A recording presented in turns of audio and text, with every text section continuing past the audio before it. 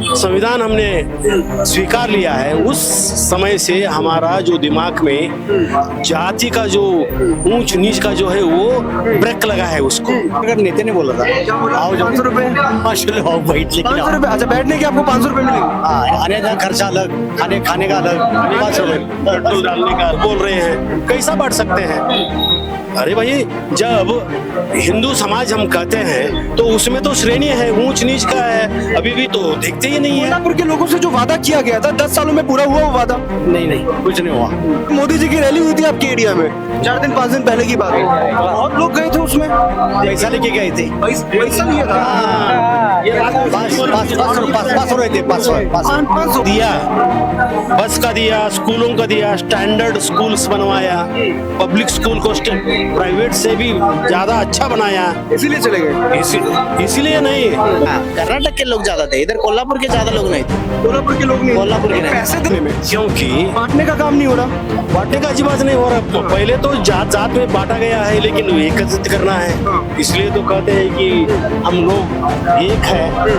चुनावी यात्रा कवर करते करते हम महाराष्ट्र के कोल्हापुर पहुंच चुके हैं विभाग की टीम के साथ। कोल्हापुर के अलग अलग मुद्दे, 10 सालों में कितना विकास, भारतीय जनता पार्टी ने कितना विकास का काम करवाया है पिछले 10 सालों में, और आज जो अहम मुद्दा है लोकसभा में वो जातिगत जनगणना के ऊपर है। कांग्रेस एक तरफ इसको जो है कहीं ना कहीं एक इंपॉर्टेंट मुद्दा मान रही है, भारतीय जनता पार्टी इस पर कटाक्ष कर रही है।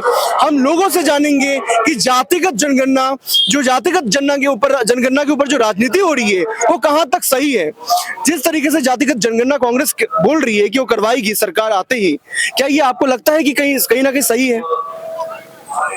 मैं तो कहता हूँ कि ये सही है। कैसे, किस मायने में? क्योंकि बांटने का काम नहीं हो रहा। बांटने का अच्छी बात नहीं हो रहा। पहले तो जात जात में बांटा गया है, लेकिन एकत्रित करना है, इसलिए तो कहते हैं कि हम लोग एक है। जैसा संविधान हमने स्वीकार लिया है, उस समय से हमारा जो दिमाग में जाति का जो ऊंच नीच का जो है वो ब्रेक लगा है, उसको संविधान ने ब्रेक लगाया। कहा कि कांग्रेस कहा कि भाई 41% ओबीसी का है तो उनको उतना हिस्सेदारी मिलना चाहिए, जब जरूर मिलना चाहिए। जितना जितना जो लोग है वंचित है और मेन स्ट्रीम लाइफ से दूर है, उसको खींच के लाने के लिए हमको पूरी की पूरी डेटा। देखिए, इस बात पे भी तर्क है, इस बात पे बीजेपी कहती है कि ये बांटने का काम हो रहा है। बांटने का काम नहीं है, झूठ बोल रहे हैं। बांटे नहीं है, देश तो बांटा नहीं है, लेकिन ये बांटने के लिए वो बोल रहे हैं। कैसा बांट सकते हैं? अरे भाई, जब हिंदू समाज हम कहते हैं तो उसमें तो श्रेणी है, ऊंच नीच का है, अभी भी अछूत की गलियां हैं, मंदिर में जाने नहीं देते। अंतर्विवाह हो तो ये मारामारी होती है। 10 सालों में कितना विकास हुआ है आपके एरिया में? कोल्हापुर में कितना विकास? 10 साल में यहाँ बेरोजगारी बढ़ी है। स्मार्ट सिटी बनाने की बात कर रही है बीजेपी। महंगाई बढ़ गई है, कितना महंगाई बढ़ गई है। स्मार्ट सिटी बनाने की जो बात कर रही है, स्मार्ट सिटी तो भाई आप बनाओ, लेकिन उससे जो हमारा देहात के लोग हैं या और देहात के लोग हैं उसको वो तो वंचित है ना। और ये जो स्मार्ट सिटी लोगों से स्मार्ट सिटी के नाम पर जो भ्रष्टाचार होता है वो तो देखते ही नहीं है। कोल्हापुर के लोगों से जो वादा किया गया था 10 सालों में पूरा हुआ वो वादा? नहीं कुछ नहीं हुआ। मैनिफेस्टो में जो वादा किया था इन्होंने, कुछ नहीं हुआ, तो वादा नहीं किया था, पूरा नहीं हुआ। सब वादा किया था लेकिन पूरी नहीं हुई है। झूठ ही बोल रहे हैं ना। देखिए, विकास का नाम तो विकास का, भारतीय जनता, देखिए रोड का विकास हो रहा है, इसका मतलब नहीं है कि लोगों को पेट भर रहा है। लोगों का जो समस्या है सिलेंडर का, गैस का समस्या तो काफी ज्यादा है, क्योंकि गैस का समस्या हम जब भी आ रहे हैं, हर कॉमन आदमी, हर सामान्य वर्ग जो है यही कह रहा है कि गैस का जो है वो काफी गैस महंगा है। और दूसरी बात, युवकों में निरुद्योग आया है, अनएम्प्लॉयमेंट जो बढ़ गया है, तो उसके बारे में स्टार्टअप पॉलिसी, एक बात मैं बताऊंगा, ये स्टार्टअप पॉलिसी मैनिफेस्टो में डाला है। स्टार्टअप पॉलिसी से जो कैपिटल चाहिए, जो मार्केट चाहिए, वो नहीं मिलती है। और दूसरी बात यह है कि स्टार्टअप से ऐसे जो छोटे उद्योग है क्यों वो बंद हो गए? मैनिफेस्टो में बहुत सारी चीजें डाली गई है कांग्रेस की तरफ से भी, भारतीय जनता पार्टी की तरफ से भी, उस पर क्या कहना चाहेंगे आप लोग? मैनिफेस्टो में तो घोषणा पत्र में बहुत सारे घोषणा किए हैं। घोषणा तो देखिए वो कांग्रेस का तो होगा। कांग्रेस का पूरा होगा।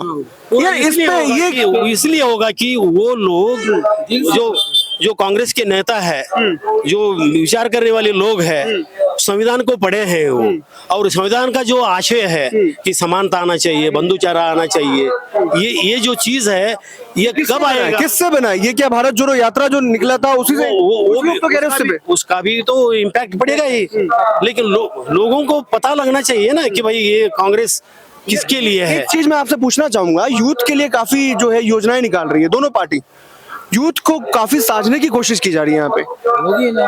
देखिए कांग्रेस करेगा, इसीलिए करेगा कि वो जो चंद मुठ भर जो लोग हैं, बड़े बड़े श्रीमंत जो लोग हैं, व्यापारी है, भांडवलदार है, वो उनके हाथ में ही ज्यादा से ज्यादा यानी कि संपूर्ण भारत का संपत्ति उनके हाथ में जा रही है, और खासीकरण तो बहुत हो गया है। पब्लिक कितनी गारंटी है आपको? कितनी गारंटी है कांग्रेस में? 100% है, पूरी की पूरी। क्योंकि जो कांग्रेस ऐसा पार्टी है जो कि बलिदान से बचा हुआ है। बीजेपी 10 सालों का जो है एक वो कह रही है कि 10 सालों में अंधाधुंध विकास किया उसने। 10 सालों में लोग, अभी मोदी जी की रैली हुई थी आपके एरिया में 4 दिन 5 दिन पहले की बात है, बहुत लोग गए थे उसमें, पैसा लेके गए थे। पैसा लिया था।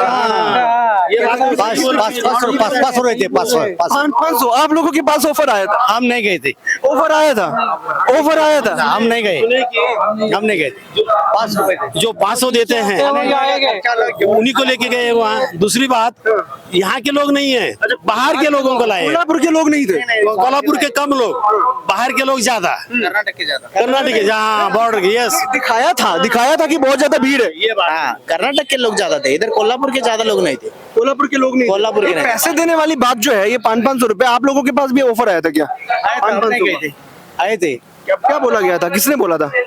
उधर का नेता ने बोला था। क्या बोला? 500 रुपए, 500 बैठ 500 रुपए। अच्छा, बैठने के आपको 500 रुपए मिलेंगे? आने का खर्चा अलग, खाने का अलग, 500 रुपए। पेट्रोल डालने का अलग है। अच्छा ऑफर था। पेट्रोल भी डालते थे, 1-2 लीटर पेट्रोल डालने का, किक मारने का, लेके जाने का, वहाँ खाना पीना सब कुछ करने का। और कुछ लोग उससे अच्छा, ये बताइए, मोदी जी ने मंच पे से कहा था भ्रष्टाचारियों को नहीं बख्शा जाएगा। सर, भ्रष्टाचार तो देखिए, गले लगा है उसको। यदि भ्रष्टाचार मिटाएंगे बोले तो भ्रष्टाचार को अंदर लेना चाहिए। क्यों लेना चाहिए? भ्रष्ट लोगों को लेना चाहिए क्यों? यदि चोर हम कहते हैं तो चोर को ही अपने अंदर लेने का, अपने घर में लेने का। मिटा रहे हैं वो, ऐसे क्या मिटा रहे हैं? है ना, जो भ्रष्ट लोग हैं, 70,000 करोड़ का घोटाला, बाद में उसको डेप्यूटी सीएम किया ना। ये क्या घोटाला? ऐसे तो केजरीवाल का भी नाम आता है। वो तो बिल्कुल इसीलिए कि वो केजरीवाल ने वहाँ का जो माहौल बदला, जो सुविधा दिया, बस का दिया, स्कूलों का दिया, स्टैंडर्ड स्कूल्स बनवाया, पब्लिक स्कूल को प्राइवेट से भी ज्यादा अच्छा बनाया, इसीलिए चले गए। इसीलिए नहीं, वो अच्छा काम कर रहे हैं, लेकिन इनको पचन नहीं हो रहा है। इस बार किसको मौका मिलेगा वैसे कोल्हापुर में देखा जाए? 100 उनके ऊपर भरोसा है कि वो आएंगे तो काम करेंगे। बिल्कुल बिल्कुल। वो शाहू महाराज उस घराने से है, लेकिन वो सामान्य एक बात पूछना था मुझे आपसे कि मानुष के जैसा वो बर्ताव करते हैं, और बहुत विद्वान भी है, लेकिन जब लोगों से मिलते हैं वो बिल्कुल ऐसा लगता नहीं कि ये अलग आदमी है। इतना प्यार से अगर किसी और को टिकट मिलता तो नहीं होता। उन्हें बिल्कुल जरा बहुत ही दिक्कत होती है। तो लोगों की उस पे मिला टिकट, लेकिन बहुत ही कैरिश्मा है, वो घराना ही कैरिश्मा का है। तो मतलब कोई मुकाबला कट्टर का नहीं है, कोई कट्टर का नहीं है, टक्कर का नहीं है। मैं सोच रहा हूं नहीं चलती है, क्योंकि शाहू घराना ही एक कैरिश्मा है। इसलिए हमारा कोल्हापुर इस छत्रपति शाहू महाराज को बिल्कुल चुन के। चलिए, ये यहाँ पर हमारे साथ कोल्हापुर के कुछ लोग थे मौजूद। कोल्हापुर में आपने देखा किस तरीके से पब्लिक ओपिनियन चल रहा है हम लोगों का, और इसमें पता लगा लेते कि सांसद ने कितना विकास किया है पिछले 10 सालों के अंदर।